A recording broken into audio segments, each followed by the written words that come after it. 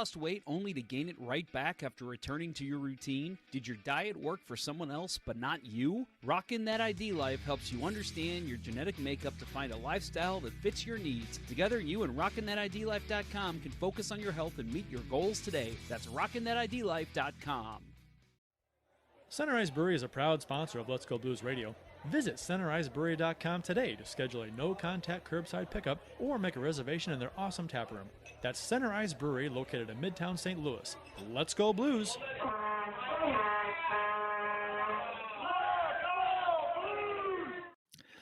Merry Christmas and Happy Holidays. Welcome to Season 10, Episode 15 of Let's Go Blues Radio. We are the often imitated but never duplicated, the holidays celebrated, 10-time defending podcast champion, the original St. Louis Blues Hockey Podcast. Special thanks to RockinThatIDLife.com and CenterIceBrewery.com for proudly sponsoring the show. Please check them out. It is Wednesday, December 22nd, and we are broadcasting live on YouTube and Facebook. This is franchise episode number 333 all time. To interact with the show, we're on Twitter, Facebook, YouTube, and Instagram. Just do a search for us. You will find us. I'm Kurt Price. I'm a co-host for the big show tonight. Is Jeff Ponder. Bill Day is unfortunately on holiday assignment. And tonight we're talking. Yes, for all of you who tune in for Bill, go ahead and just turn the show off. And we won't be offended. We get it. Everyone's gone. Yep. No listeners. Damn it. Just like that. We have. I didn't have an announcement until you reminded me that we won an award. It was a major award. Yes. An award that we won't actually get in person. Right. No. It's a virtual award awarded to the Let's Go Blues Radio from the Stories podcast, which what was it? The Puck Stories, right? The Puck Stories? Puck Stories. Yeah, yep. was their sub podcast that we were on. Yeah, if you look up Puck Stories on any of wherever you're getting Let's Go Blues Radio, look up Puck Stories and you'll be able to find them. It's some really fun stuff. Yeah. And they gave us the most realistic reenactment award out of all the podcasts that they've had guests on their show. That's not just Puck Stories. That's sports, that's all college sports, football, all their that's podcasts. Baseball, football, yeah, everything, basketball. So we won an award for greatest reenactment, which I think was well deserved. I'm not going to argue with that. I think that's. I'd like to thank my parents for allowing me to watch that hockey game that we reenacted. And I'd like to thank Bill Day for being the greatest actor known to man. Really summoned his inner, I almost said Charlie Day. I couldn't think of a better actor than Charlie Day. Wow. No Tom Hanks or anything like that? I was looking for Daniel Day-Lewis, and somehow Charlie Day was the first thing that came to my mind. Well, you know what? The kids nowadays probably don't know who Daniel Day-Lewis is, but they do know who Charlie Day is. That's true. So there you go. That's why I did it. For all the kids out there, for the Austin Lynches listening. Fine actor, that's Charlie Day. Yep. And Bill did a fine job of jumping off camera there, off frame. Yes. Even though their show does not do video, they just do audio only. So I'm pretty sure that the reenactment, you didn't get the full deal of the reenactment because it's a visual more so than because you guys reenacted the Pronger and Kyprios and Pure incident. Yeah. So Pronger hitting Kyprios, hitting him one way, diving the other. Yeah. So we did that, and it was for anybody who hasn't seen it, it's on their Twitter, but we retweeted it. I retweeted it. If you want to see the reenactment, it's literally a 12-second video. It's it made me. It's one of the few things that I watched myself do, and I actually laugh out loud. Like actually laughed and was like, that was actually pretty funny. But it was mostly because of Bill. Bill just did it perfect. We got a few people have chimed in, at the beginning of the YouTube in the chat. Austin Lynch says, let's do that hockey. A Blues fan reacts. Merry Christmas, y'all. Matt Harris, Merry Chrysler, and a happy Honda hockey, gents. So I like that. And then everyone finds out Bill's not here, and everyone says, see you later.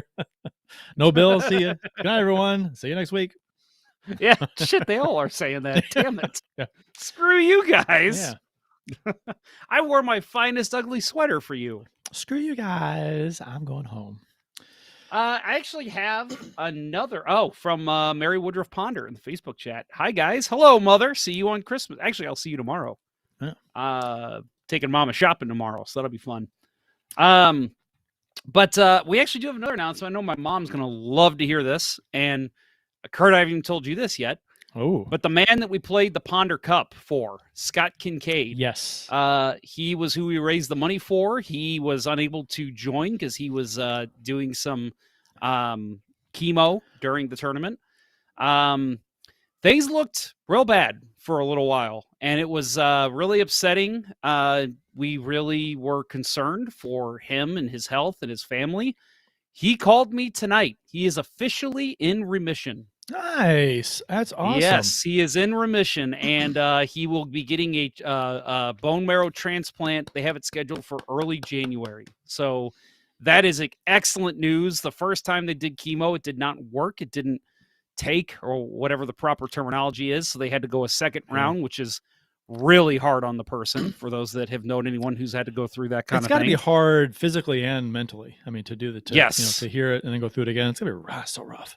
I spoke to him right before he went back in the second time, and I'll say he's been pretty positive. He was not positive, and with completely understanding. I completely get why. But it was really sad to hear him talk, and it was just, oh my God, I mean, part of you is just, what can you even say? What do you do?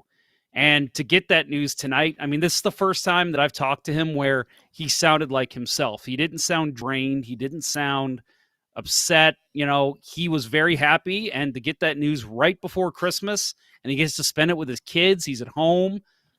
Just awesome. Really, really brightened my day. And so for those of you who are listening, who participated in the Ponder Cup, I know you'd want to hear this good news. And again, we love you, Scott. I know you're listening, and really, really happy for you. And I couldn't be, none of us can express how excited we are for you and your family. That's great. That's awesome. That's like great holiday news. That's just something extra to celebrate, something huge extra to celebrate. That's great. Yep. Official beers of episode number 333. You can follow each of us on the Untapped app. I'm C Price 12. Jeff is J Ponder 94, and Bill is Billy Blue Note 33. Jeff, what you got, sir? I'm sorry, I'm getting trash talked in the Facebook chat right now. Joey Wolf, who is the winning captain, he said, glad he's home. And then he says, did you participate in that, Ponder? God damn it. I need to dethrone that asshole. Hey, give me that cup back. I need to get it engraved, pal. You did show up and you scored one goal. I mean, you were on the score sheet, so it's proof is you were there. That's true. I was there. Plus, it kind of is my name in the tournament, so I better fucking be there. Right. And then Mary Woodruff Ponder says, yay, wonderful news. I agree. Blues fan reacts. Love you, Scott. Just in time for Christmas, too. That's awesome to hear. Fucking A. I'm with you, buddy. So my beer of my beer of the episode. Yeah, pulled that straight out of 1999. Office Space. Fucking A. Yeah. Oktoberfest from Schlafly. Still working on all the October beer that I bought. So, yep, decided to go with, it was either Oktoberfest or Budweiser. I went with Oktoberfest. Okay, that's a good call.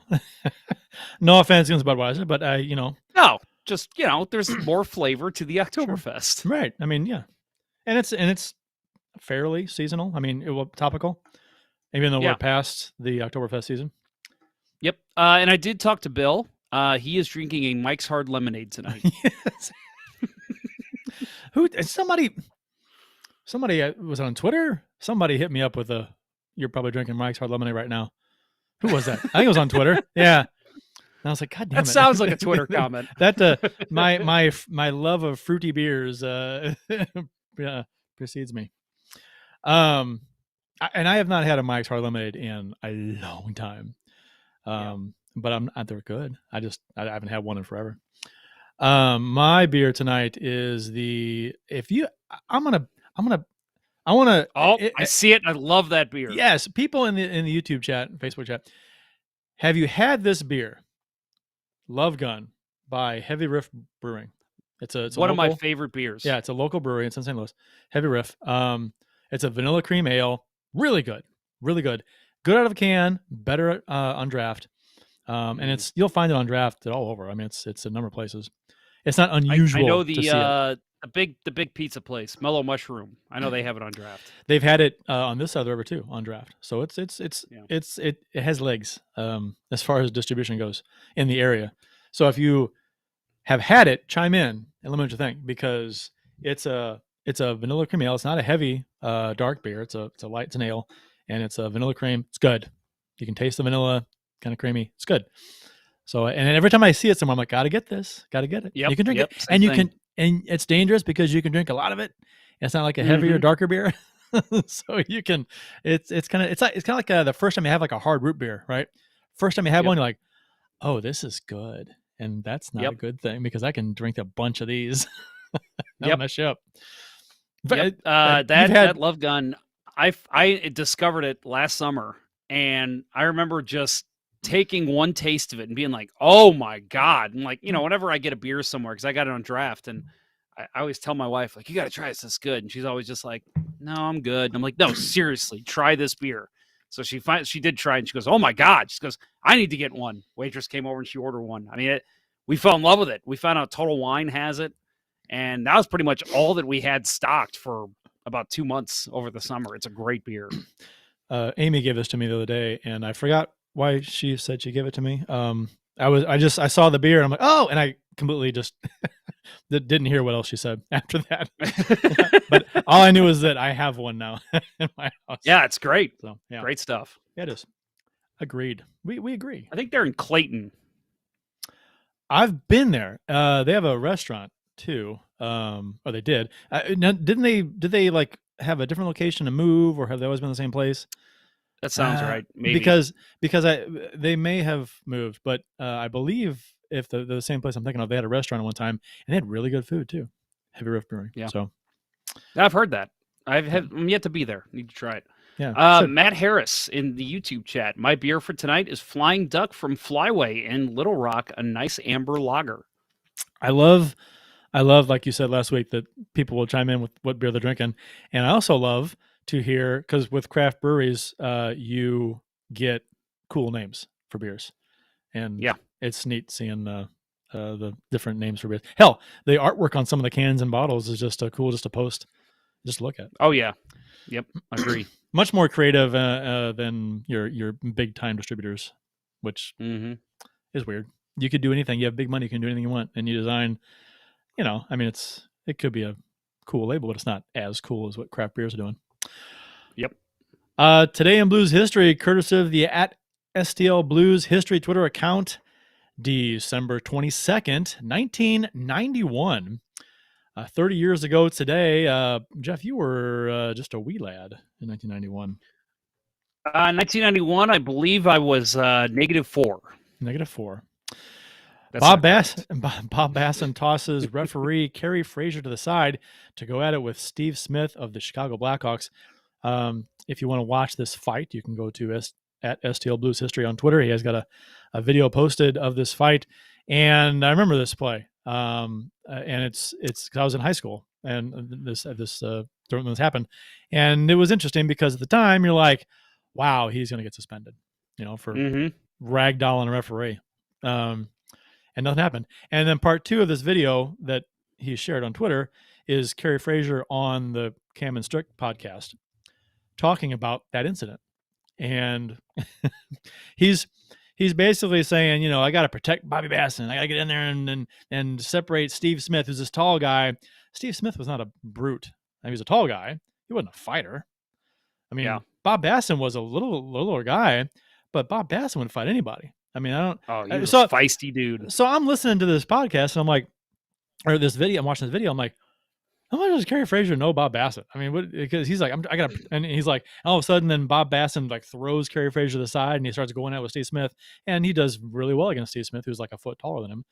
And then Kerry Fraser said, "Oh, he's sitting there rooting for Bob Basson because he's like really giving it to Steve Smith," and he's so shocked and surprised. I'm like, I don't know, Kerry Fraser's taking a few pucks to the head. He doesn't seem like he knows it. I mean, maybe it's just that I'm a Blues fan and I'm well aware of how Bob Basson played, how tough he was, how he would fight anybody. And he was, he was good. He could hold his own. Kind of like Kelly Chase, not as good a fighter as Kelly Chase, but still. One of my dad's all-time favorite players. And I remember this too because my He's so dad much loved fun. Bob Basson. And I remember when this happened, my dad just jumping up and going, "Yeah, get him, Bobby! Get him, Bobby!" Yeah. And that's one of my first memories of him as a Blue. So I actually do remember this. I was 6, to be honest, at the time, and I just remember watching this game and thinking, "God, hockey's awesome." So speaking of the beers, more of that girl, which is Amy. She's a heavy riff, is in Dogtown, has been for years and years. So I don't know what I was thinking of about the place that has a restaurant and moved. Clayton. Had to have been somewhere else. I don't remember. Whatever. It's But in Dogtown. No, she's right. It is in Dogtown. Of course she's right.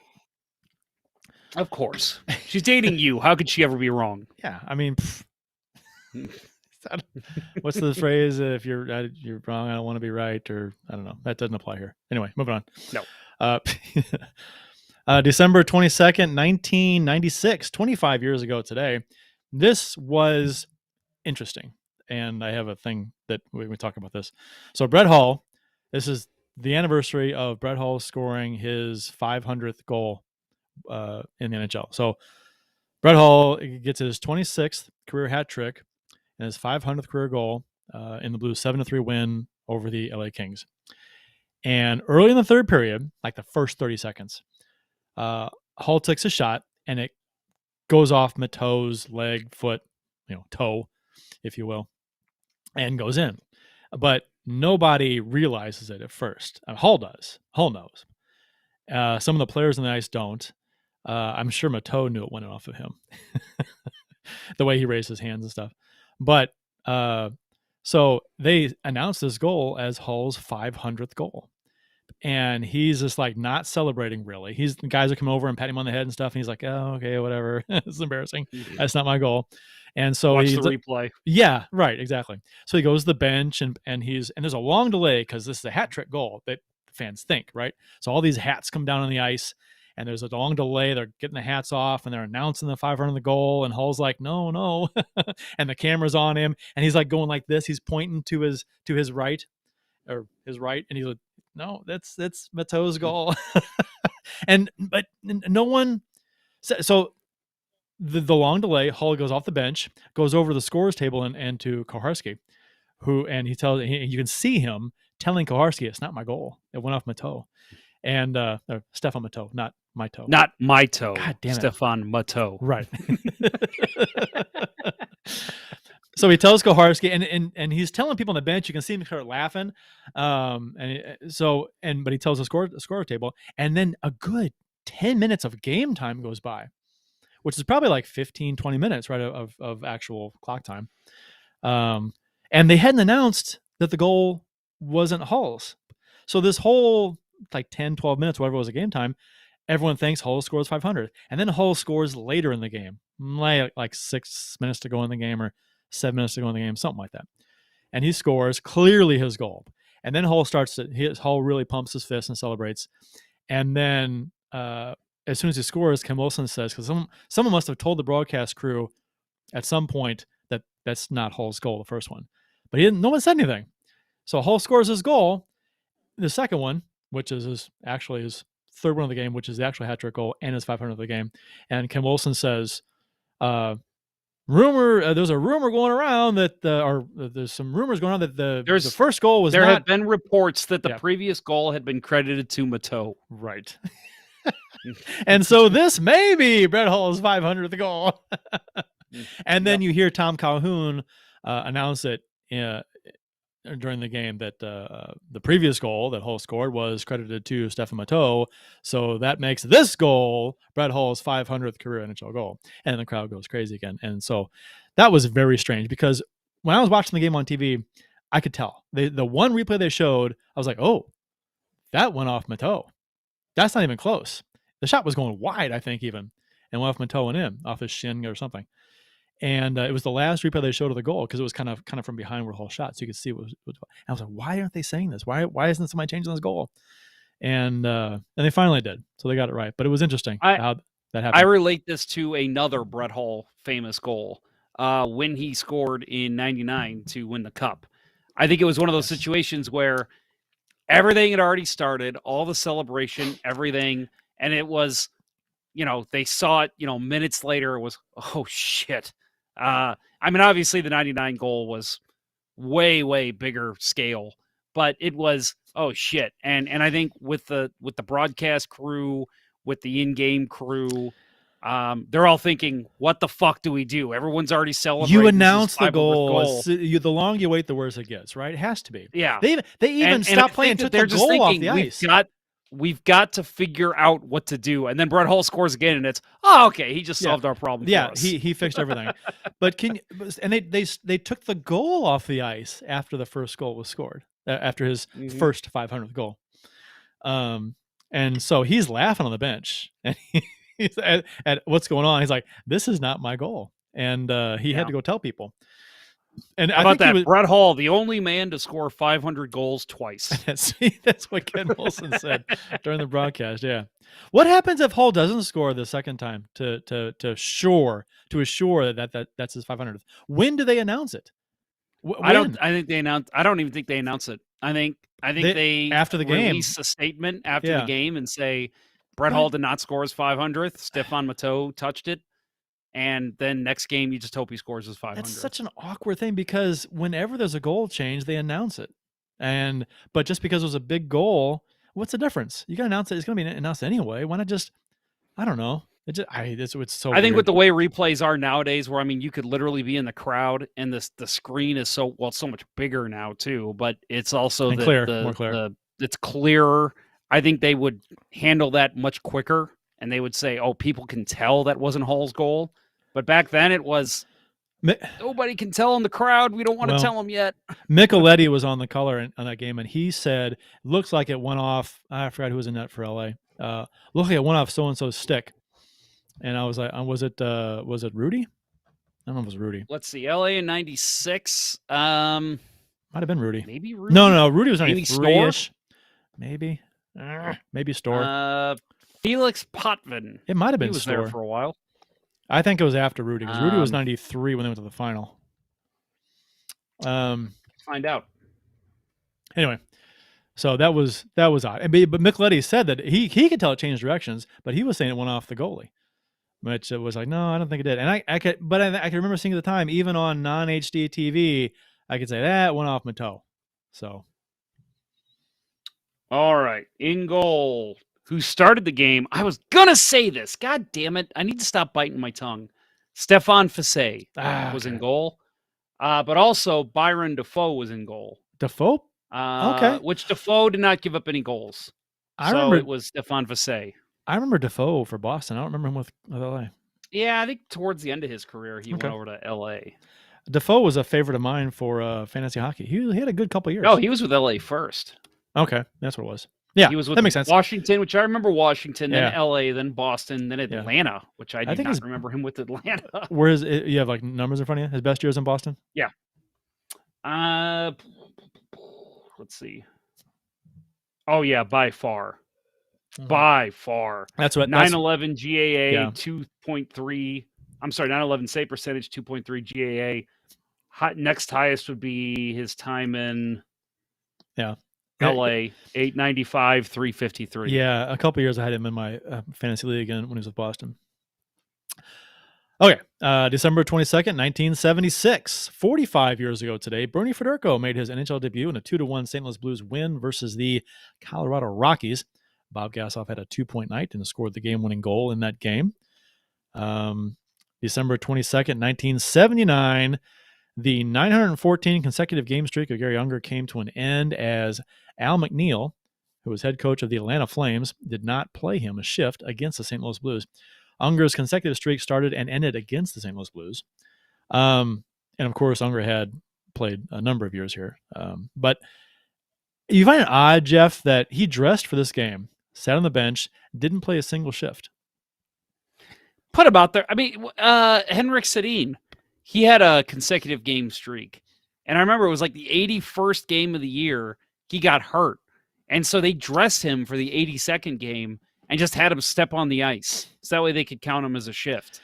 And he continued his record. Yeah. Why not let Gary Unger do that? Well, here's the thing. I don't like that. I don't like that consecutive game streak to do that, because that's not That's not authentic. That's not you. He's not. He shouldn't be playing. If he's just stepping on the ice for a second, coming off just to get credit for a game played, come on. He's not. That shouldn't be. He shouldn't be playing. He shouldn't be dressing if he can't play. Now, the coach. Now, and maybe it's a different era. This was 1979. So, and this was before my time. I was only 5. But maybe at the time they would dress players, and it was not uncommon for them to only play a couple shifts or not at all. Maybe they didn't play their fourth line as much as they do now. No, I know that, but not playing a guy at all. That's maybe they just didn't call up guys and healthy scratch guys as much as they do today. Maybe it's a different era, different thing.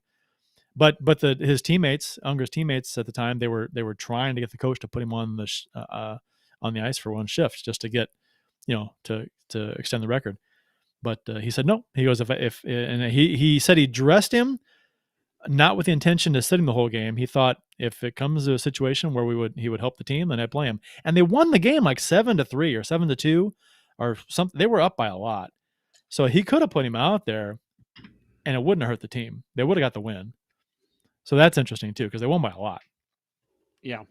So, but I don't think bad of the coach for not putting him out there just so he can get the record, because that's kind of extending your record when it shouldn't be. You know what I mean? You shouldn't be playing. Yeah. But dressing him when he might not play at all, that's weird to me. Yeah. But again, different. Why even give him the hope? Yeah. I mean, I don't know. I mean, like I said, a lot of the players were lobbying for him to play, and but he said that if he's not going to help the team, I'm not going to. I think he said to the players, "I'm coaching the team. You're not." Which, well, no shit. Gotta love when a coach says that. Yeah. But then again, if you're a coach and you I don't know. I think Unger said he appreciated the teammates lobbying for him. It was disappointing not to get in the game, but at the same time, it was a huge relief to have that albatross. The pressure to keep that streak going. That makes me think back to Jay Bouwmeester when they just kept playing him. For those that don't remember, we used to hate Jay Bouwmeester, all of St. Louis. Don't act like you didn't. There was a period where he was playing pretty much. I mean, he was playing every game, and it was clear there was just something not right. But they just kept putting him out there because he had that games played streak. That was his first year here. It was him. His first. Oh no! No! His first season here, he lost a streak. Yeah. His first full season here, he lost his streak. I remember that. I'm pretty sure. I thought it was his second season. Maybe. And then after that, he started sitting games because it was clear he was hurt, but they just kept putting him out there. Maybe it was, but I could have sworn it was really early, like the first. Well, maybe it wasn't. I'll look now. Tell you what, why don't we? We'll get to that, and we'll talk about the Blues 4-2 loss versus Winnipeg, along with some new goalie gear for the Winter Classic that our goalies will be wearing. Goaltender controversy, yes or no? Do we have one? And hockey has taken a break, a pause, if you will, and then no NHL players in the Olympics. Got a lot to talk about. So, but first we'll talk with our friends from ID Life.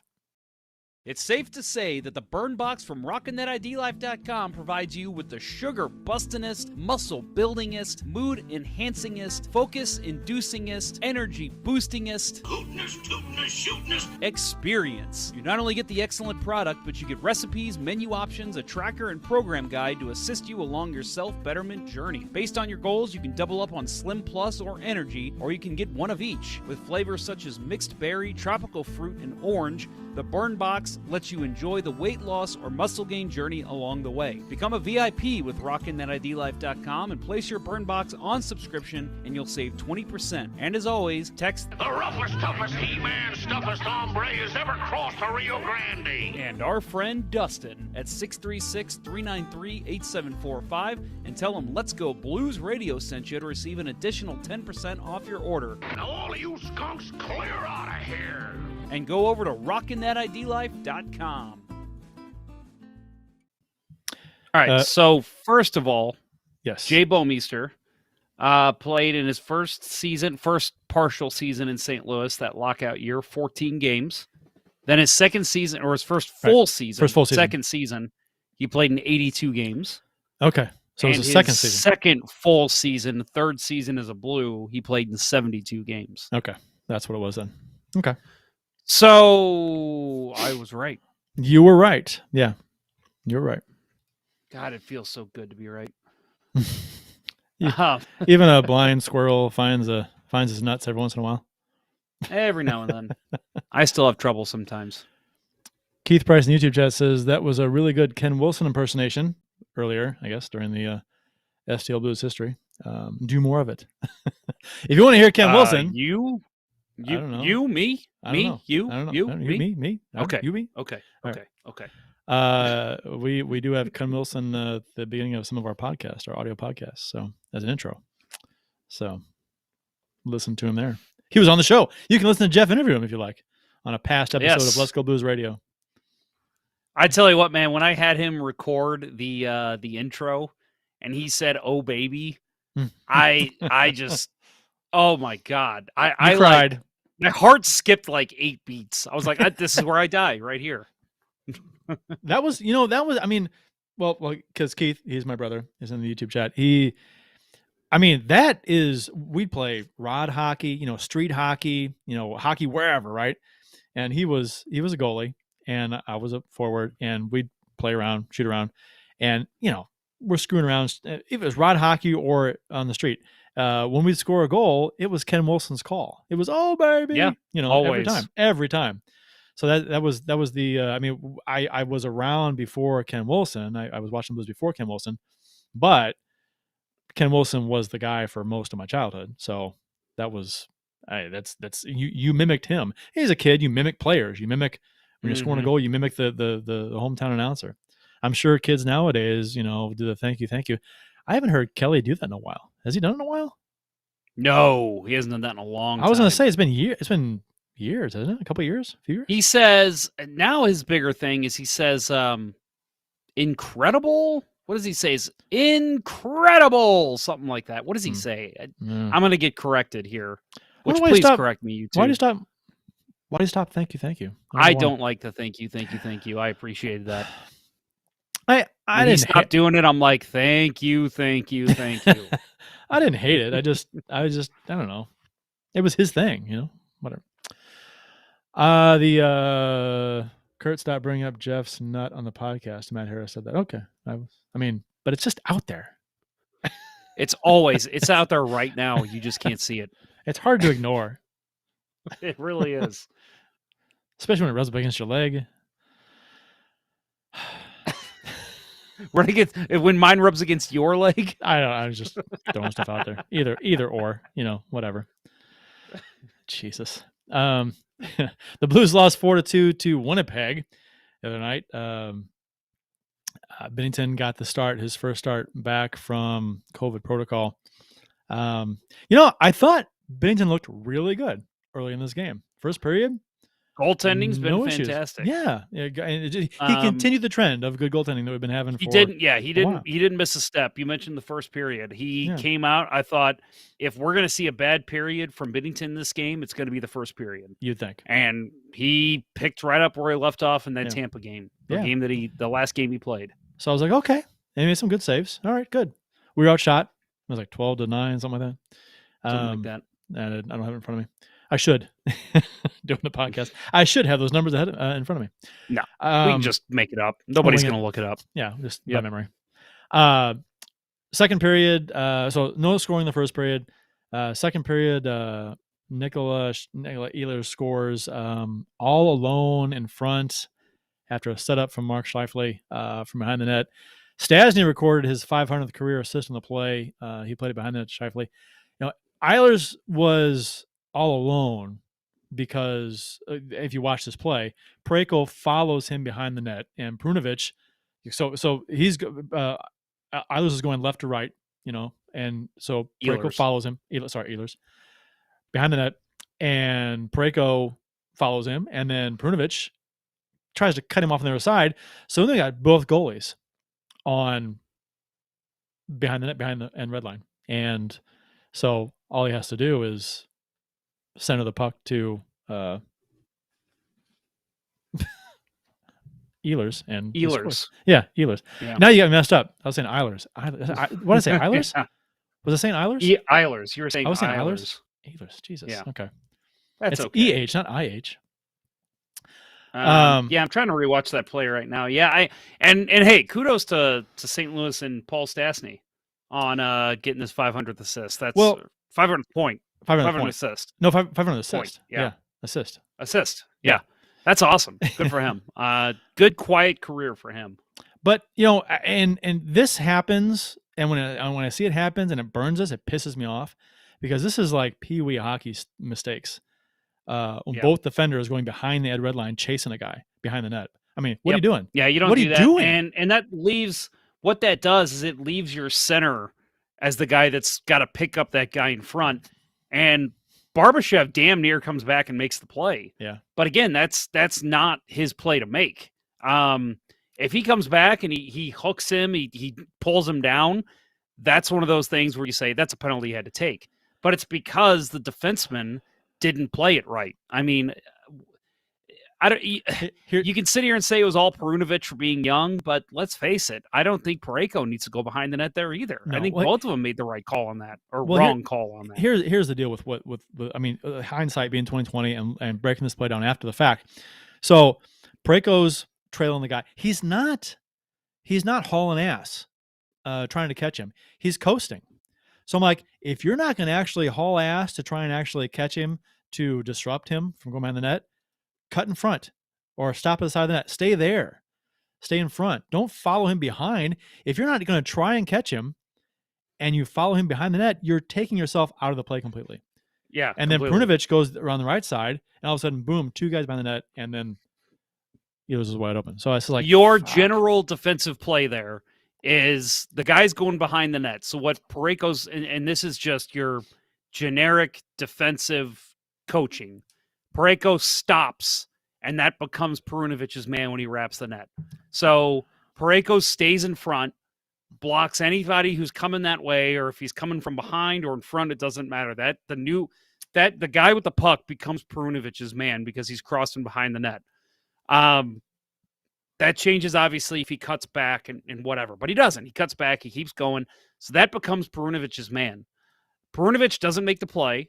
Parayko, like you said, completely took himself out of the play.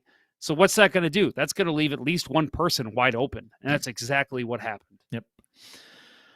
Tarasenko scored to make it 1-1, tie the game up. This was beautiful. Leaves a drop pass for Barbashev on the far side of the rink in the offensive zone. Then Tarasenko fades near side, cuts back to the middle and then cuts near side and cuts in front as Barbashev puts a beautiful backhand saucer pass right on Tarasenko's tape. I mean, and over the defenseman. That is hard to do, folks. Well, it's hard to do it exactly the way he did it because he had to loft it over the defenseman's stick and have it land. I thought the defense had pretty good coverage here. He knew where Tarasenko was. Morrissey. It was on Tarasenko, yeah. Okay, so he knew where Tarasenko was, and he's got the middle covered, and he's looking for the pass, and he's looking to block it, knock it down, whatever. And it's saucer passed. So that forces Morrissey to knock it out of midair, which he didn't do, and is right on Tarasenko's tape, and he's got a tap in. Beautiful goal. Yeah. Yeah, awareness from Tarasenko to go to drive the net, be right where he needs to be. And Barbashev, he's really stepped his offensive game up. I've always thought that he was kind of a hidden gem offensively with him sharing your fourth line like the Blues have had the last couple of years. It really makes your fourth line more dynamic out there. But, man, he has really proven he really can play pretty much anywhere in the lineup because of his offensive ability. He's showing why he was such a highly touted draft pick and why the Blues, at the time, I'm sure the Blues were considering picking him ahead of Fabry. At that draft, I think it was 2015.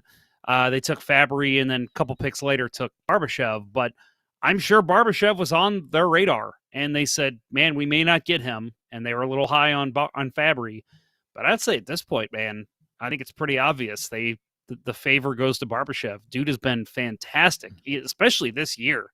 He's really proven he can play anywhere. Scheifele scored to put the Jets up 2-1. In the second period, Parayko's been involved in a couple of these these goals that were preventable in this game. He carried the puck behind the net, and it's just lazy to me. It hits the back of the net and loses the puck, and turns it over. Tries to clear with the boards because he's got a guy on him now, and doesn't get all of it, and it's knocked down. Pass goes to Schleifel in the slot.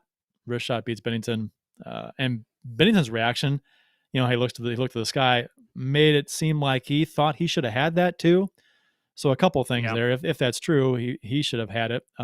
They never really showed a good angle from behind Scheifele or behind the net to see if he could have had it. They never showed that. I think there's definitely a good possibility that's a save Bennington should have. But at the same time, it is a perfect pass to a guy waiting in the slot. It's a terrible turnover. That's a terrible turnover from Parayko. Not very good reactionary coverage by the Blues.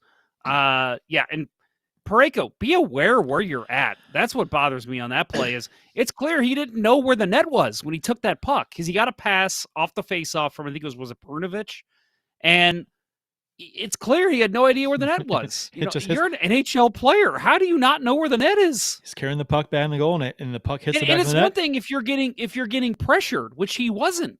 No pressure. But he was just carrying it behind the net. After he lost the puck and goes to find it, then he has pressure. Doesn't take long. But and then he tried to clear the boards and didn't get anything on it because he was being checked, and then it just turnover. It's terrible. It's bad. It's a bad looking play. What's funny is we said that how Parayko's been kind of on fire for this episode.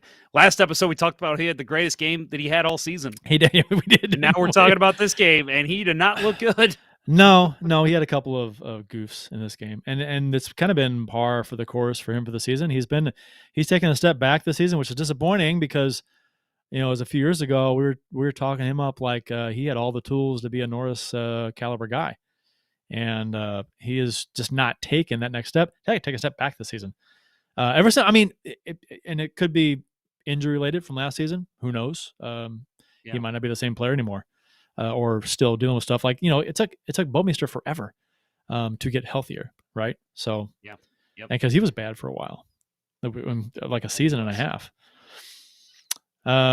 Okay, third period, it was 2-1 Jets. Stastny scores, make it 3-1 early in the period. This one hurts. Slap shot from the point, got deflected. Bennington was down and challenging the initial shot, which I thought was great.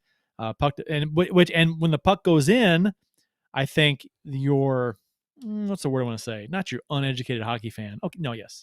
Your uneducated hockey fan is going to say, "Oh, Bennington sucks. He looked bad on that goal." Yeah, at first glance, if you don't know what you're looking for, it looks like a crappy goal because it's a bad angle shot, goes off Bennington and in, right?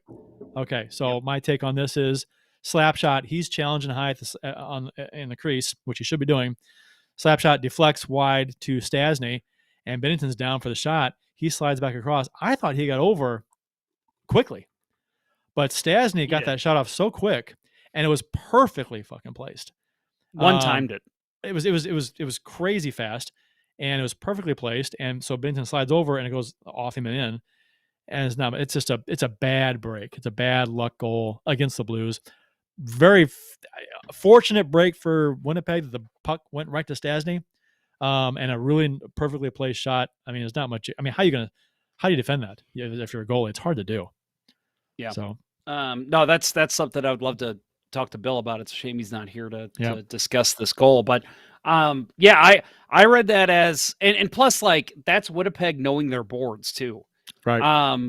Paul Stastny knew right where to go. The minute he saw the shot, the way it came off the stick, the way it bounced, I got to go right here and I'll just one-time it. And that, that's what a smart hockey player does. You can bitch all you want about Paul Stastny's tenure here. I know he didn't really live up to a lot of people's expectations, but he's a smart player. That's something nobody would ever give him shit about. Very smart player. So he goes right to where he needs to go, one-times the puck, surprises Bennington, surprises the Blues defense. Let's face it. The fact that he was able to skate right to the puck and get a shot off and was uncontested. And again, I'm not even really dogging any of the Blues because that was just such a weird, quick play. But I credit Winnipeg. That's a smart play by Stastny, and just to throw it on the net and know there's a chance when this bounces off, I've just got to throw it at the net, see what happens, and that's what he did. I think it's a fluky play. And Winnipeg just executed on a fluky play. That's all. But you know how you get fluky plays? You got to be good at hockey. Well, okay. You work. I mean, exactly. I like what you said better. You work to be able to score on those fluky plays. Yeah, I mean you do, but yeah, I mean I think there's something to be said for that, but there's also people kind of use that a lot, and when they shouldn't. It's probably more like a trying to justify the it's not a fluke, you got to work hard. But yeah, okay, I get it. And then the delay of game penalty on Binnington, which was a first for me. I've never seen this before. So Binnington's mask, what a minute or two before this, his mask strap came free. So he took his mask off, and they blew the play dead, because that's what happens. If a goalie strap and your mask strap comes loose, goalie takes it off. Yeah, go ahead. Yep, be right back. Yeah. So I've never seen this called this way before, because, like I said, a minute or two prior in this game, Binnington had his mask strap come free. So he took his mask off, which is what goalies do. They'll either flip their head down or pull it off, and the mask falls in the ice or whatever, and the referee blows the play dead because, broken strap or a strap came loose. The goalie can't effectively tend the goal. The mask is sliding around in his face. So it's dangerous, so they blow the play dead. And so that happened a minute or two before the play I'm going to talk about here. So that happened. They blew the play dead, had a face-off, fixed the mask. Okay. A couple minutes later, happens again. The strap comes off again. So he removes his helmet, takes it off, and this time kind of flings it towards the referee in the corner to say, hey, the mask strap came free, blow the play dead. He calls a penalty, delay the game on Binnington, which I saw it, and I'm like, what?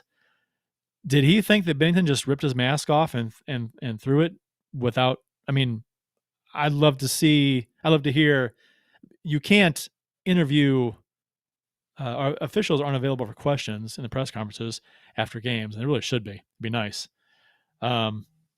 Because I'd love to hear the explanation on why this happened, why the official didn't blow the play dead when he saw, or I don't think he even looked at the helmet, the mask. Mask is in the corner. He threw it towards the official so he could see it, and he just called a penalty right away. Didn't even bother to look at the mask to see if the strap was off, whatever. So penalty is called. Weird. I'd never seen that before. Goalies literally take their helmets off all the time when a strap comes free. But it worked out at first, because on the penalty kill, we scored a shorthanded goal. Nico Mikkola scores shorthanded, make it 3-2 Jets. And this, to me, hey, Jeff, you're back. Hey, good to see you. It's getting tired of hearing my own voice. I'm sure I did not listen, but I'm sure you did a wonderful job. Well, a lot of rambling. But but I don't want to get past this without getting your take on the Binnington removing his mask, throwing it towards the official, sliding on the ice, me saying, hey, strap came free. Your thoughts? Have you seen that before? Have you seen that before? Yes, I have. Actually, I've seen it in one of my games. A penalty. Okay. A penalty called. Oh, not a penalty. No. But a goalie doing this. Yes. Oh, I've seen that. Yeah, I've seen the goalie do it all the time. But a penalty because of this. Sorry, running up and down the stairs. Give me a second to catch my breath. Hey, I'm old. Give me I don't like. Here. Hey, Jack Buck told me never name drop, but he said never run to a microphone.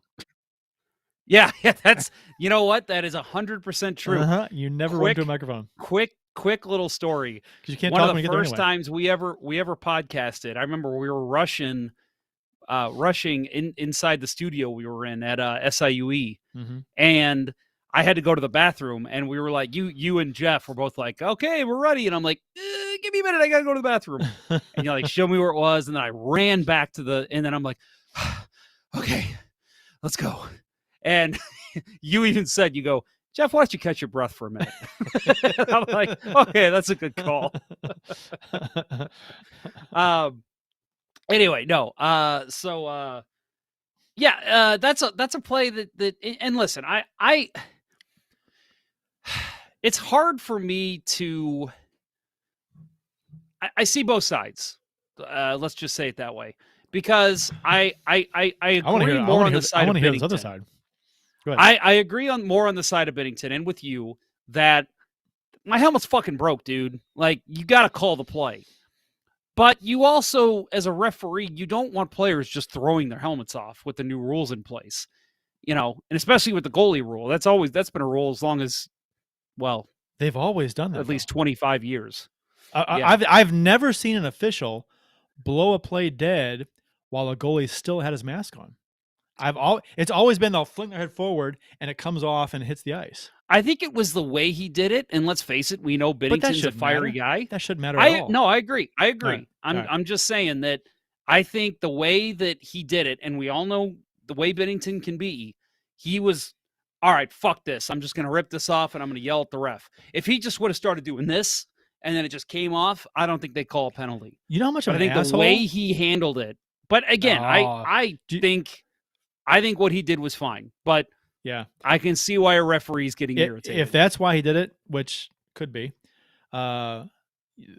you as a referee, you got to be a special kind of an asshole to say, no, you can take your mask off, but it's the way you took it off. I'm giving you a penalty. No, I agree. What a 100%. Fucking prick! If that's what the case was, and it could have been because he took it off and slid it, and you know what? He didn't. The referee didn't even hesitate. As soon as he slid it on the ice towards him, he called a penalty. Didn't even look at the mask. Not at all. What? If I'm an official, and a good official should be like, what just happened? Why'd you do that? Blow the play dead. What happened? Okay, the strap's free. The strap came loose. Okay, I got it. Fine. We'll blow play dead, and we'll have a face off. But no, he calls a penalty, and doesn't even look at the mask.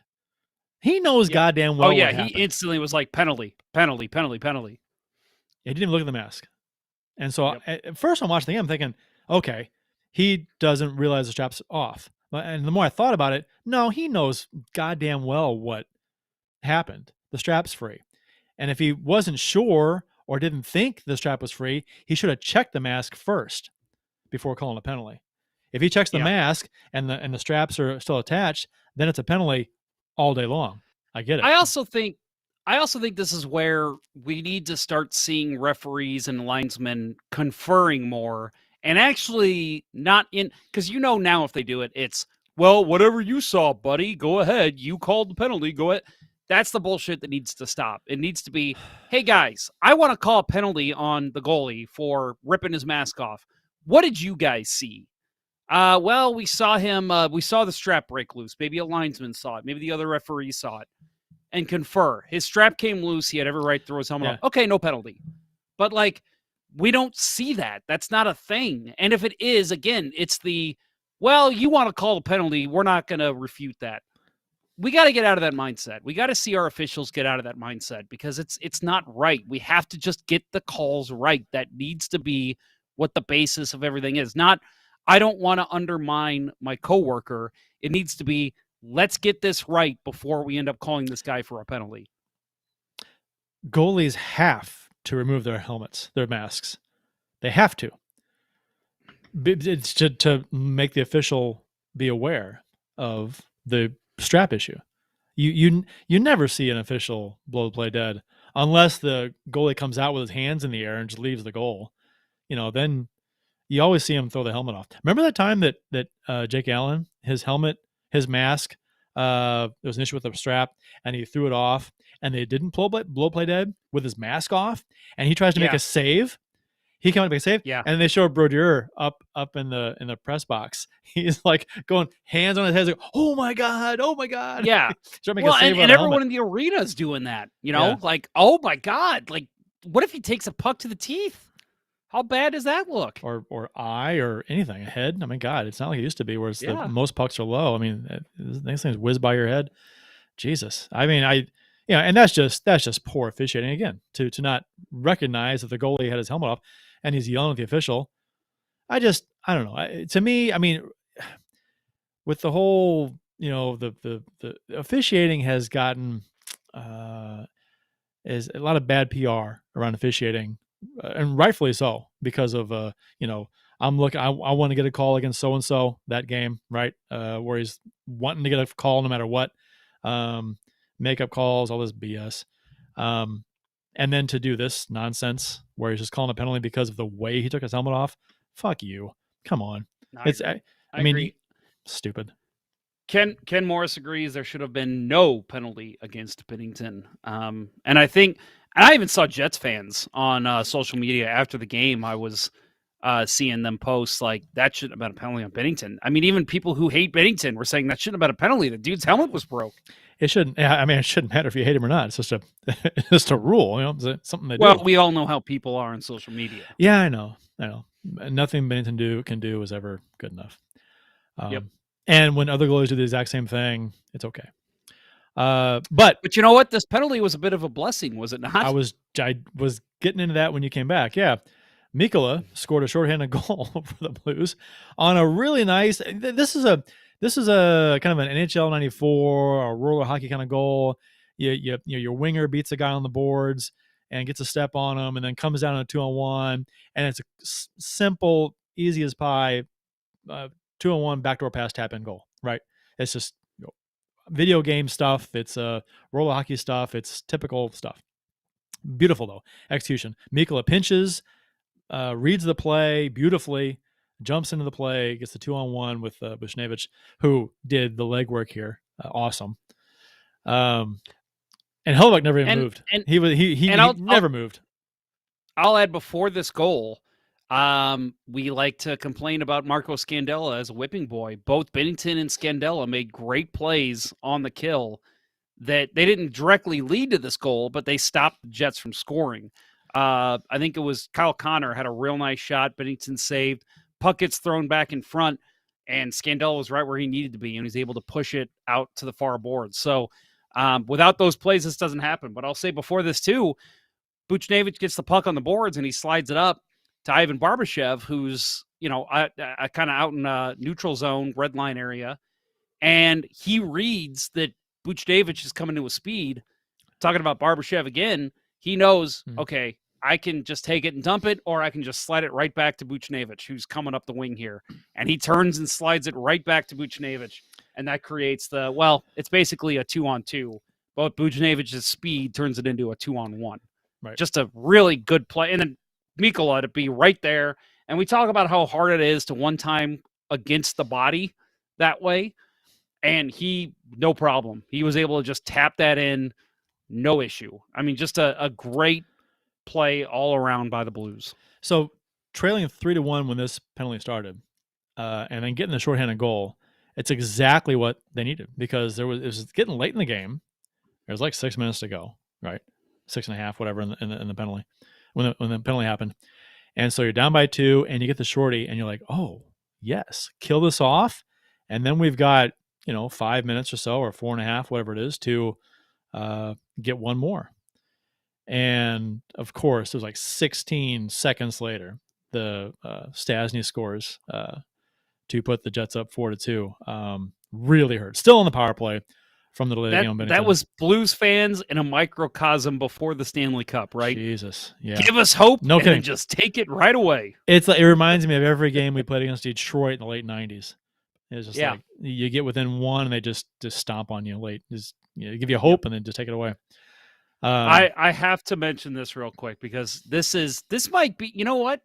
I am going to call this right now. Kurt, you may not agree, but I don't care. Comment of 2021. 2021, folks. That's every show. I know what you're going to say. I love this. This is a 100% exactly what I was saying. Matt Harris in the YouTube chat. If the officials don't hold each other accountable, why are there multiple on the ice? At that point, just have one on a really tall chair like in tennis. 100% agree with you. If they aren't going to confer and make sure the calls don't get called right, if guys are seeing stuff that they're not telling the other officials before he makes the call, what's the point of having all these refs out there, all these officials out there? Here's the deal, though. Excellent point, Matt. Here's the deal, though. The official made the call was right by Bennington, right? So he has priority. He's going to overrule the other official anyway, because he has precedence in that area. That's his jurisdiction, if you will. You know what I mean? I'm just saying. I because agree, but the other that's what officials we need to out do away towards the with. blue line, right? Yeah. So that's,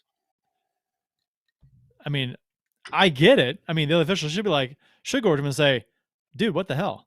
Look at the helmet. His straps broke or came off. Don't call it. Why are you calling this? That's what should have happened. But that's never going to happen. That's not going to happen in any sport. No. And, although it should. Although I do like the high chair idea.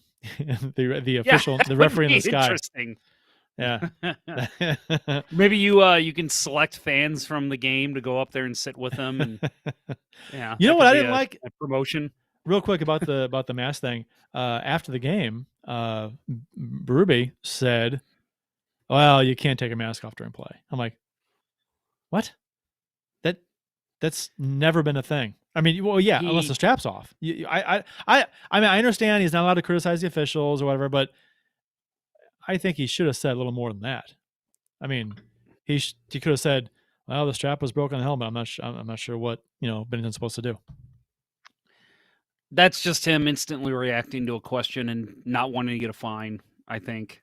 But I agree. Back up your player. You got to back him up there, and at the very especially least, when like he's you right. said, just kind of transparently be like, I don't know what really happened. That's fine. Just do that. So yeah, 16 seconds after the Blues shorthanded goal, Stastny scores on the power play. Still, both defensemen, Bertuzzo and Scandella, killing this penalty. Chase the Jets player behind the net, killing a penalty again. Stastny camps in the slot, kind of slid out there. Once both defensemen went behind the net, you saw Stastny slide out to the slot, and I'm like, here it comes, because we're chasing, and we got both defensemen behind the net. Sloppy. Yeah. It's real sloppy. That's all I have to say. It's just sloppy. That is again, defense 101. You don't have both defensemen behind the net. You don't have both of them chasing the puck. And that was both. And, we bitch about Scandella. He knows better. Bortuzzo, who maybe Bortuzzo's a little more on the right because he was following the guy that went behind the net. But still, read that your other defenseman's coming back there too. I mean, it's communication. That just left that leaves Bozak and I'm not sure who the other player was. Maybe I can't remember. Sod, maybe. What are you doing? You're leaving them to cover 4 guys basically. That's bad. Just terrible defense. It's communication. When one defenseman goes into the corner, the other defenseman shifts over, kind of covers the middle, of the ice. And if play shifts to the other corner, then that defenseman that was in the middle of in the slot, say, then he shifts over to the corner to play that, and the other defenseman goes in the slot. You kind of shift back and forth. You never want to have both defensemen behind the unred line, and that happened a couple times this game, and it burned us. I mean, it probably happened more than that, but it burned us twice. So, yeah. And what was the final score? A win by the Jets by 2 goals. Yeah. I mean, that's what's frustrating is because this stuff is defense 101. It's stuff you're taught as a kid, communicate with a defensive partner. And when the puck's over here, this is where you should be. When the puck's over there, this is where you should be. You're going to shift back and forth. You both shouldn't be in the same corner. You both shouldn't be behind the net ever. And if you ever there, you better damn well make sure that someone's covering for you in front properly. And that's something with this break coming up. Coming up. It's in the midst of it right now. That's something Sean Farrell, I'm sure, has pointed out to Mike Van Ryn and Craig Berube multiple times. He said, Sean Farrell, the Blues video coach, I'm sure he has pointed out, look at this, twice in the same game. We had 2 guys behind the net going after one guy, and it led to a goal. I mean, that can't happen in the NHL. And listen, the Blues have played great lately. I don't want to completely trash them. You're not going to win every damn game, and Winnipeg plays a great game. I get it. They're playing really well since Paul Maurice left. But that was his first win. I mean, was that their first win? The first win with the new coach, yeah. Dave Lowry, coach, right? Yeah, former Blue, coaching his son. Yep. Some people thought Dave Lowry was a candidate for coach of the Blues when Mike Yeo was fired, or wanted Lowry as a candidate as coach. I'll say that. At that point, if Mike Yeo is a head coach, I would have taken anybody after him. So they could have called Bill Day, and I would have been like, hell yes, give me Bill Day all day. No, that they play a good strong game. They've underperformed, I think, a little bit this season, but so I don't want to trash the Blues. But again, with this long break here, you're looking at the last game. That is something to point out from Sean Farrell. This can't happen. We can't allow this. And they know that. I mean, they're not stupid. They know this. They know what their responsibilities are on the ice. They know that. But it's just you get sucked into plays and stuff, and you just can't let that happen. And it burned us. And that's been part of the problem this season with our defense. We've had. I mean, the defense has looked better recently, but it kind of that leads me into a question I want to ask you, Kurt. I don't want to take anything away from Charlie Lindgren. Dude has been phenomenal. Mm-hmm. Exactly what the Blues needed to step in. We'll talk a little bit about possible goalie controversy, which whatever. We'll talk about that in a minute. But I really feel like, for whatever reason, since Ville Husso went down, we have seen mostly great defense from the Blues. They've allowed less shots. They've allowed less high-danger chances. Check the analytics. I'm telling you, they're there. Since Binnington went on COVID. Since Husso went down. Well, they were good with Husso. Husso was fantastic. I don't know. Husso faced like 50 shots his first game. Yeah, but okay. I don't think they played that well in front of Husso either. Right. So I maybe you would disagree, but I'm just saying since Husso went down, I think they have played much better. They played better with Gillies. They played better with Lindgren. And I think part of that is, boys, we got to step up. We don't have either of our NHL goalies in. And again, nothing against Lindgren or Gillies. I think it's just a mindset thing. It's okay, guys, we really got to step our game up. And then when Binnington comes back, and again, this is not intentional. It's just the way the minds work in hockey. Binnington comes back, the guy that won a Stanley Cup, your number one goalie, and it's, okay, guys, we got Binner back there, and even after Lindgren goes 5-0, 4-0 in games he started. I really think the Blues look at that and say, we've got our guy back there now, again, not intentionally, not at the front of their head. We can relax a little bit. And I think that's something. Do you think there's anything to that? I think that you, as a defense, then the way you play in front of a goalie, and it's probably not unlike what happened in 2019 when Binnington came up, and the team's like, okay, we got a guy back here who is not our regular guy. And we need to play fundamentally sound hockey in front of him. So, and I'm sure that comes into play. And I can see, I guess, where if your starter comes back in, you might have more confidence in him and your play might get lax, which is terrible to say. Because, any motivation that you have to play should be in your salary if you don't have any other motivation at all. I mean, it should be winning games, playing well, because it's fucking fun to win games, right? Nobody likes to lose. And you're getting paid very well to play a game. So play hard and play it right. I don't know, any player that's not motivated when they're making $1 million, $2 million, $3 million, whatever, $5 million, is like, get the fuck out of here. You're not motivated. If you can be motivated to be financially sound for the rest of your life, to play a game, for God's sakes, that you love to play growing up, and it's a blast that people would kill, to play for free, and you're playing for millions. Come on. So I don't know. I maybe it's just a natural thing where you're obviously you think you have to protect your goalie more. But even then, Lindgren was coming up with some fantastic saves. I mean, he was. High danger stuff. There was a number of chances. He made some great saves. So it's not like he was having an easy go of it, where they were boxing everybody out and they were keeping shots to the outside. He made some great saves. I mean, in every game. He did. So I mean, kudos, like you said, I'm not taking stuff away from him because he did play very well. But I think that, and I'm sure when they come back from break, he's going to play very well. But I will say, and again, not saying anything bad about Lindgren. I'm as big a fan of his as everybody else, but it.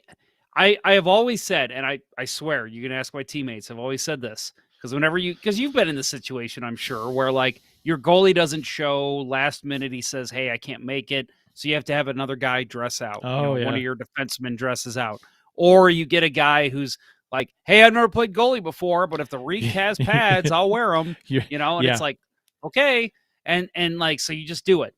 I always say the best way to coach a defense is to have a bad goalie back behind them. And that will teach them. I have to block shots. We have to control the puck. We can't make dumb passes in front of the net. You learn that very quickly when you have a bad goalie in front of you. And again, I am not calling Charlie Lindgren a bad goalie. I'm saying in NHL terms, it's this guy has been playing in the AHL this season. And we have to come up big and help him out and do what we can to play our best. And I really think that there was a part of that with Lindgren coming up and playing. I think we're saying the same thing. I mean, yeah. The Blues ended up pulling Bennington with about 3 minutes to go. Nothing doing. Game over. Jets won 4-2.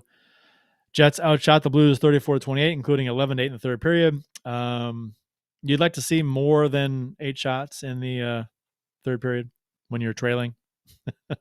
0 for 3 in the power play, which hurt because the Blues power play has been great this year. They've relied on it, especially during their recent run of good play. They've done very well in the power play.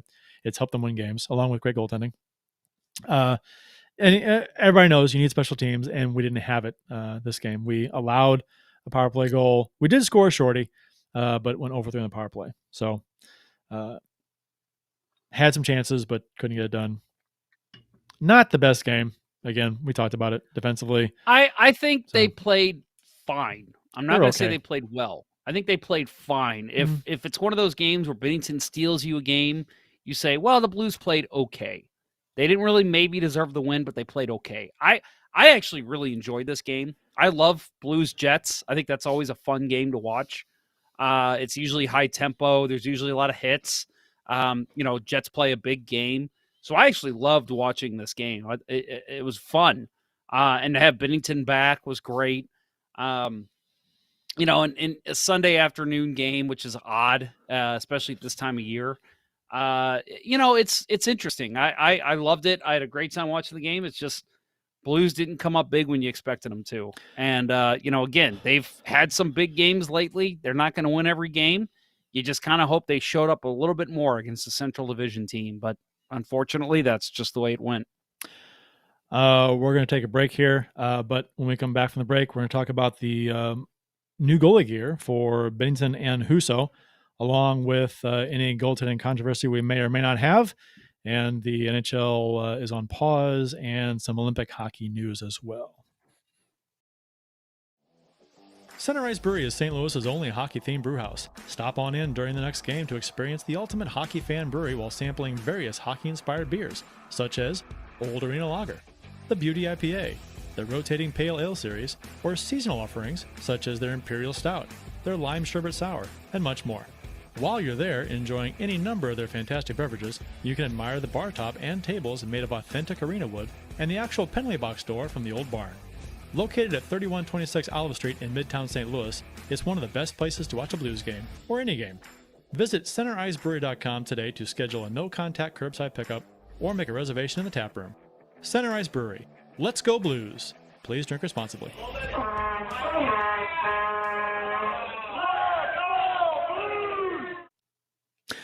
The Blues have released, announced, they showed some goalie equipment that for the Winter Classic that Bennington and Husso will be wearing. Killer mask, I think, by Bennington, paying tribute to Glenn Hall and Mike Liute, sketched with almost looks like it's in blue colored pencil. I love the sketch look on this mask. Do we know who did this? Is a signature on the mask? I don't see it. No, I don't see it. I don't think it was set either. It's on there somewhere. I'm sure it's on the back, maybe the skull plate. But it's It's sweet. It's nice. I love the style of the Blue Note, the painting style, almost like watercolor or maybe oil look. Sweet and airbrush and not airbrush, pencil. So it's pretty cool. And you know, so I think Bennington looks pretty good. Husso's going with the same mask that he's been going with, but he's got that is the same mask, right? I think so. But he's got like dark brown pads. I love them. You like 'em? Do they remind you of anything? You know what he called them? Coffee with cream. With cream. Yeah. Yeah. You know what? When I see this, you know what I think of? What? The old, which I have a pair, and I'm very lucky to have, the old street hockey Milek pads. Those like really long, boxy ones that. Did you have black ones? Basically, you're supposed to. Yeah, they're black. Yeah. Okay. And they're supposed to like go up to. They're supposed to basically go up to your stomach, because they're supposed to be really long, and that way you don't have to wear goalie pants when you're outside. That's what those remind me of. And I love them. I think that is a beautiful look. It looks a little odd with the Blues wearing white jerseys, but I'm all for it. I think anything you can do differently in the Winter Classic, just fucking do it, and that's cool. On their own, I think I like these, but with this jersey and that helmet, I don't like it at all. I don't think it looks good together with their Winter Classic jersey. I love all black pads. You know, all solid color pads are cool. All white, I like them. That's cool. I think color choice. I think your classic tan leather looking pads, like the old school kind. I think that would have looked better with this jersey. Probably. Yeah. Like didn't in the last Stars one, was it Bishop that played in that, or was it Kudobin? Did he? Yeah, one of them had the tan color pads. Yeah, and I think that would have looked great here. Yeah, I think that would have looked better with the jersey. I think it looks odd with this jersey and this helmet. But with a different style jersey and whatnot, they could look cool. But I don't hate the pads and blocker and glove themselves. They look good with this jersey. But I love Bennington's big fan of Bennington's mask. I know I posted these pictures into our chat we have, and Bill was all about it because, obviously big Mike Liute fan. Yeah. But great callback. And like you said, the sketching, the way that it's drawn, it literally looks like a kid took his mask and took a marker and just drew. And I mean, obviously a really talented kid, don't get me wrong. But it's really cool looking, and I love it. And they're gonna feature it a bunch, I'm sure, on January 1st, which they should. And hopefully they give whoever the designer is credit, because this is beautiful.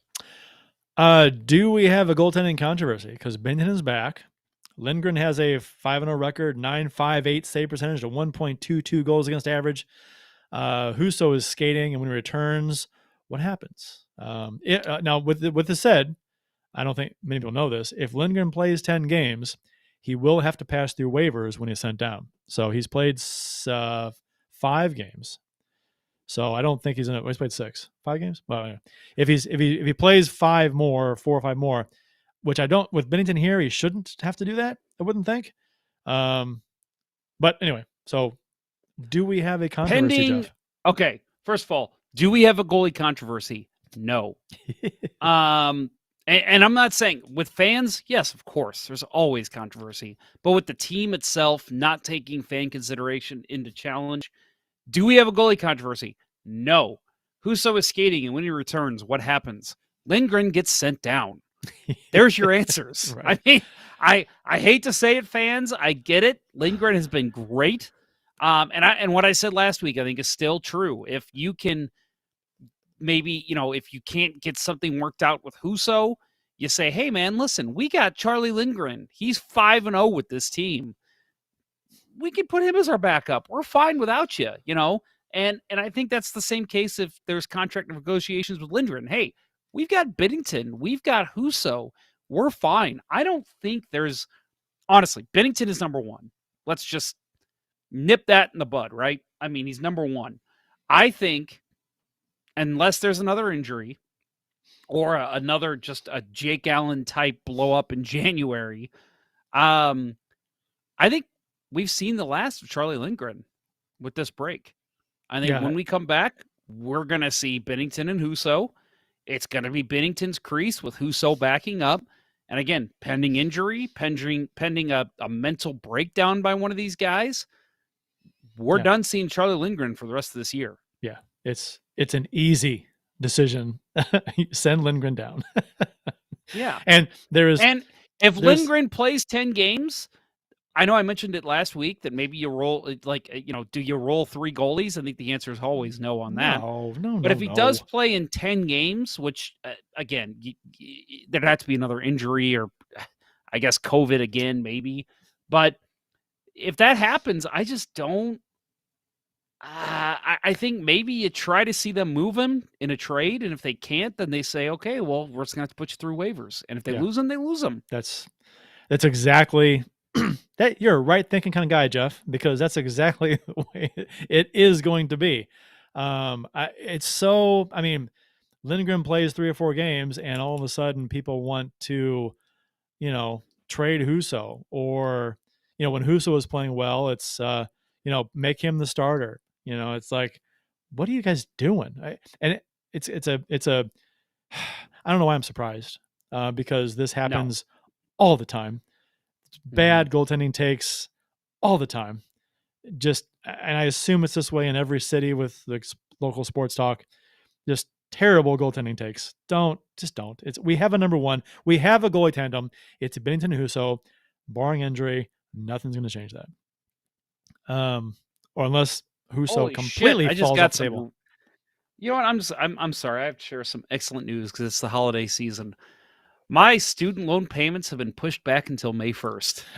Hell yes! I just found that out. Woohoo! And I haven't had a student loan payment in, it's been a long time. I graduated college in 97, and I probably had it paid off. Yeah, well, I graduated in 2011. Well, I only had about $7,000 to pay back too. So, okay, well, I've got a lot more than that. But anyway, I'll say too. I think if there's anything, if Blues fans are like, what has this done to the Blues goaltending situation, to the coaches, to the GM, all that it's done is maybe say we can rely on Charlie Lindgren if we need to. So if we can include Husso in a package to bring something else in, that's fine. We'll just call Charlie back up and we're fine in goal. If anything, that's all it's done.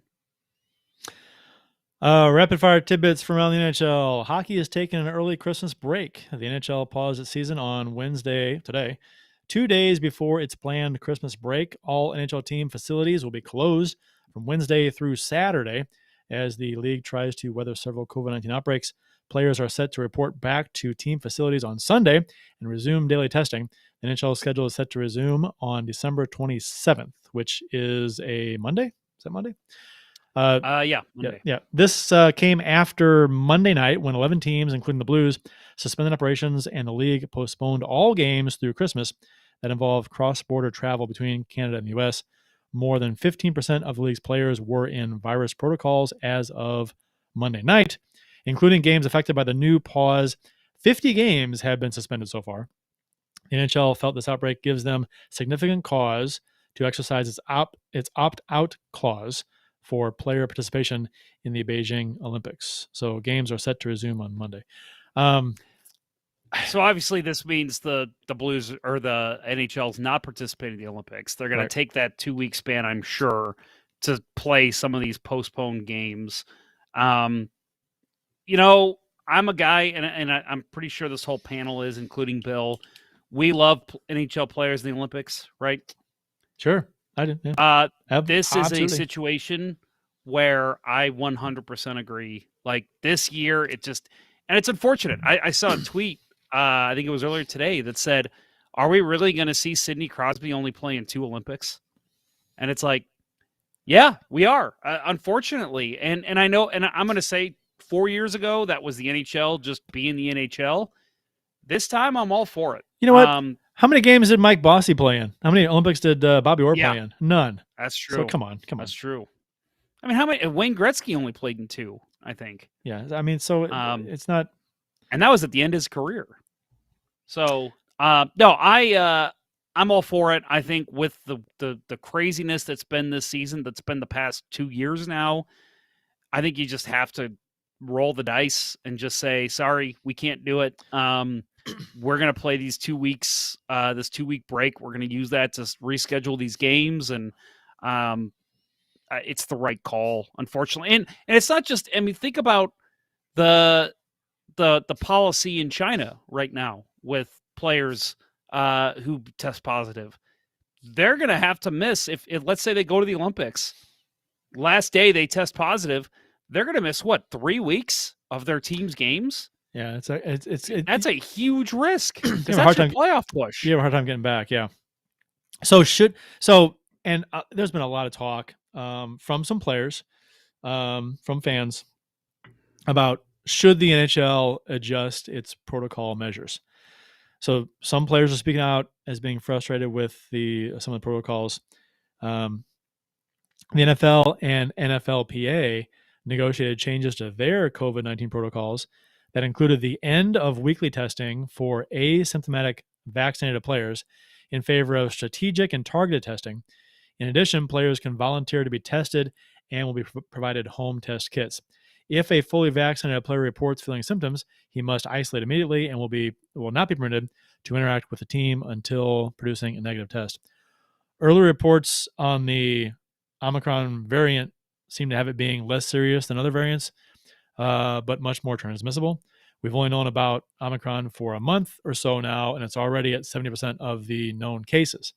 So, yeah, and for those that have not paid attention, the first U.S. case that I saw, I think that they even reported, was only like 3.5, 4 weeks ago, and now we're at like 70% of the cases being reported. I mean, it's crazy fast. It's crazy how quickly it's spreading. Which might be, if it's not severe at all, which is what they're saying, it can be severe, but it's more rare than to have that. So maybe that's a good thing, in that maybe it's more transmissible. So maybe more people will get this, and it won't be anything for, even more people than it was with Delta and the other one, and the original one was. But so maybe this is kind of like a vaccine in a way for people who either aren't vaccinated or are vaccinated and will get it and then have that much more protection in the future. You get like a really dulled down version that's not harmful to hardly anybody. And then maybe that helps in a way. So maybe in a month, maybe it would be, a month or 6 weeks. I think 8 weeks. I think they said 8 weeks. Somebody said that this was, if Omicron keeps going in 8 weeks, maybe we'll see things a lot differently as far as like less protocols and things like that around the world. We'll see. It's expected the NHL will allow their current protocols to play out for a bit after the Christmas pause, with an evaluation of their impact no later than January 7th. So look for the NHL to possibly adjust their protocols then, if they're going to adjust them at all. In the end, though, the players and these leagues are still bound by the rules of the states and provinces and countries that they work in. I think people forget about that sometimes. So some of this isn't on the NHL. Infectious disease expert Isaac Bogach was interviewed by ESPN about this, and he said, "I completely appreciate the frustration and agree that we will get to a point where we just test symptomatic players in the near future. It's just not where we're at today. This is not in a vacuum. There are still rules and guidances for these states, provinces, and countries." So, and I think it needs to be said too that the NHL is not doing this like on a whim. They are consulting infectious disease experts to figure out the best course of action for them. And this guy, Isaac Bogach, is on board with testing frequently to identify cases. So, and that's probably where the NHL is going to stay. I do think that eventually we'll get to the point where COVID is treated like the flu, a common cold. Okay, guys got the flu, stay away from the team. let us know when you're better. I think and I'm saying maybe that's even 20, 25 years in the future. Eventually we're going to get to that point.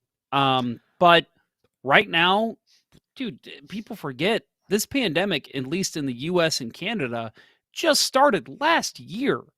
This is still very early in the process, like that guy said. So, yeah, I'm as frustrating as it is, and as much as like my heart wants to say the guy's asymptomatic, just let him play. That's not okay. You can't do that. Or to stop about, testing. That's like, or just to stop testing altogether and say, well, if you're not feeling well, you can't show up. No, it's not okay to do that. We have to, again, they're not just looking out for the players, looking out for the players' families, the people in the arenas. It's just the way to go. Yeah, I agree. And they're listening to the medical experts' advice. And no offense to a lot of fans out there, I'm sure some of them are very smart in their own particular fields. But, unless you're an infectious disease expert, and, you may very well have been with most of the country who is complaining about stuff like this and struggled to pass high school science. So I don't think maybe you folks should be listening to the experts a little more than you maybe are. The Olympics, we just touched on earlier, are the NHL players are not being sent. Tuesday afternoon, the NHL and NHLPA came to an agreement that the NHL players would not be going to the 2022 Olympics. Bettman was not a huge fan of sending players over there anyway, but he was going to let them go, assuming there were no issues with COVID, and that happened. So there are 50 total postponements. Sources say the league views that as a material impact. The league will now need the 3-week Olympic break or part of it to make up those games, which they won't be able to do in those 3 weeks. Due to arenas being booked for other events and things like that. So they'll have to figure that out. They'll probably get a chunk of games made up, sprinkle in a couple if they can here and there, maybe a home and a home series against a team to make up a game, or maybe the end of the season. So we'll see. Well, and let's face too, like I remember you agreeing with me on this, that if you need to push the playoffs back, sure, if you need to push next season back, whatever you need to do, it's been pretty clear that nowadays you can play hockey in July anywhere. You can make it happen. Well, so, I mean, shit, in the 90s, they played a outdoor game in Vegas in September. I mean, that just shows you can make it work. So the NHL is always so dead set. They had grasshopper problems. Yeah, right. They had grasshoppers all over the place. I remember that. No, the NHL is so dead set on, well, we have to have the draft by this time. We have to have free agencies July 1st. They've always been that way. And lately that we've seen them kind of push back a little bit on that.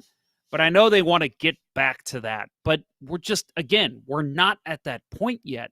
So I think the NHL just needs to say, okay, guys, playoffs are going to start late April or early May because we're going to have to make some of these games up at the end of the season.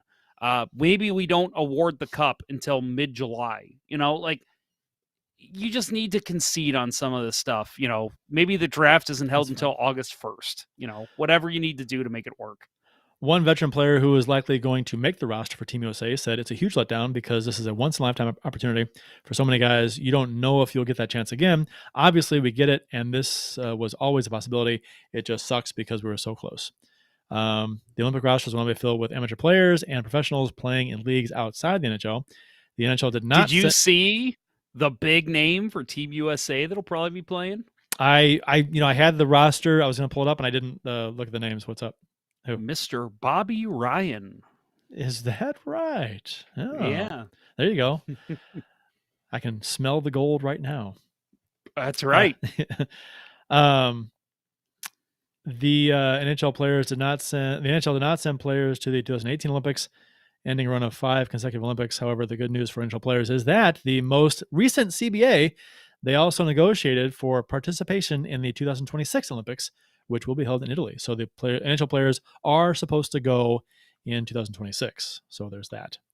That seems likely. I think I would hope see that. Well, you never know, right? Do you? Yeah, that's true. But you could have COVID-27 spreading by that point. I mean, people are,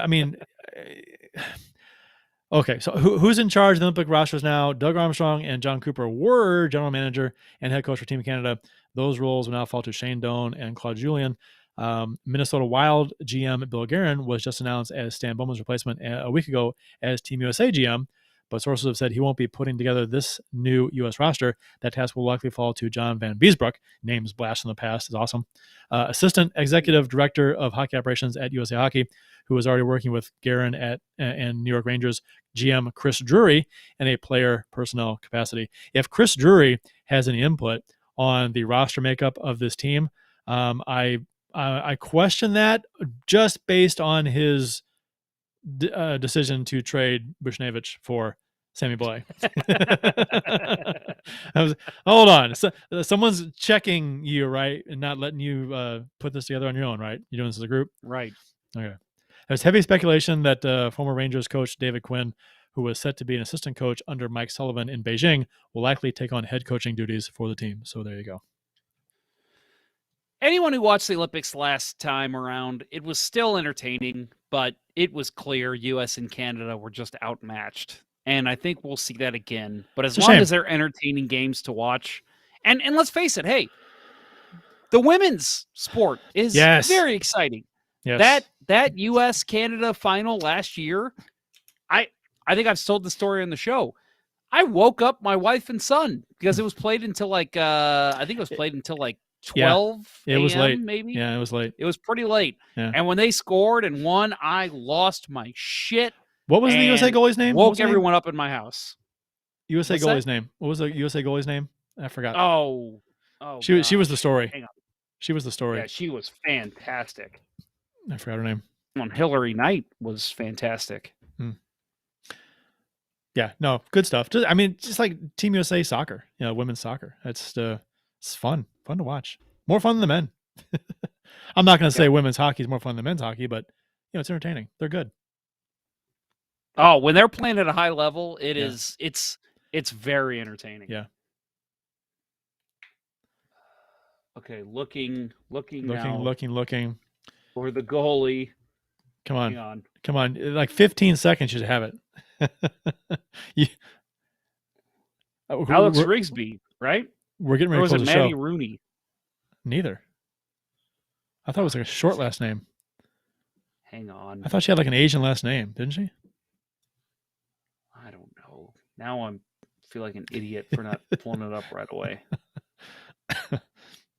We're trying to close the show out, Jeff. I'm working on it, all right? I'm working here. I'm walking here. Do I need to look it up? No. Okay, YouTube comments. It's Maddie Rooney. Okay. All right. Well, I was thinking of somebody else then. Yeah. Sorry. I was thinking. Sorry. Okay, so was there any explanation from the ref or NHL after the game why Bennington got the penalty for the delay game penalty? Not that I heard. You never get explanations for that kind of thing. Mm-hmm. Unrelated to anything, but Matt Harris says, I'm job hunting in Missouri right now. You all have any specific parts of the state to avoid specifically or look at? I guess it depends what you want to do. Don't move to North St. Louis. That's it. I didn't see this. Unrelated to anything. Okay, yeah, I see it. Matt, get with me on some way to talk over social media or whatever. I'm sure Kurt too, even though he's on the Illinois side. Message us separately and we'll help you out. Probably depends on what you're wanting to do too. Exactly. If you have a technology job, you want to be in St. Louis. Yeah, don't move to the Ozarks. Yeah. If you want to work in agriculture, live anywhere else in Missouri. With Perron, Thomas, and Cairo coming back into the lineup, who would GM Ponder and GM Price send to the AHL? Logan Brown. I mean, well, we already saw Toropchenko move down, Pekka move down, and part of that I think is just because the Blues have a break, so you might as well go get them games in the AHL. But they're going to stay down. As much as I've loved Dakota Joshua's game, I think he's got to be sent down. He has to be. Nathan Walker. I love Nathan Walker, man. Yeah, but who do you not dress for him? I think he just becomes your first call up. Well, yeah, but I'm okay. Sent down. Okay, fair enough. Well, yeah. Is he just a healthy scratch then, or is he playing? I could see him being a healthy scratch over James Neal. Oh, in a second. Oh, I agree with you completely. Yeah, I love the way he plays. I do too. I would release Wave Neal. I would too at this point. Well, when you need to. I mean, you don't have to yet because he's still hurt. He had a setback. But when he's due to come back, I just waive him. There's no point in having him not with what you've seen from Joshua and Walker and Logan Brown. There's no point. Yep. Those dark brown winter pads are so good. I love these vintage looking goalie pad sets like Flurries in Chicago. Matt Harris again. Matt Harris is kind of spamming it up here. He also said, I really like Lindgren. I hope this stretch propels him to a good role somewhere, whether it's STL or not. He says, I mean, it could be a thing where he's a late bloomer, just figure it out. I mean, that happens. That happened with Craig Anderson. Yeah. Dwayne Rollison. Mm-hmm. Yeah, you never know. For example.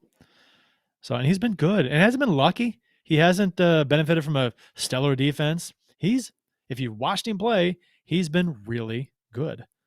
Yeah, he has. And Matt Harris says, agree with you all. Life and health matter infinitely more than any tournament. That's true. And he says, will COVID be the annual winter flu? Good question. I don't think there's going to be a new annual winter flu. I think the annual winter flu is here to stay. But I could see it being a part, like enjoying the winter season with the flu. I think hopefully the variants that come along just water it down so much that that it's not a necessarily life-threatening thing for everyone. It's hopefully it becomes more of a bad cold at worst, So. Yep. I think that wraps it up, Jeff. You ready to close it down? Yeah. So I'll just go ahead and say now, and I'll speak for Bill Day as well, because Bill did tell us to mention that he says Merry Christmas, Happy Holidays, Happy New Year. Well, Happy New Year. We'll be back next week. But everyone, hope you have a great holiday season.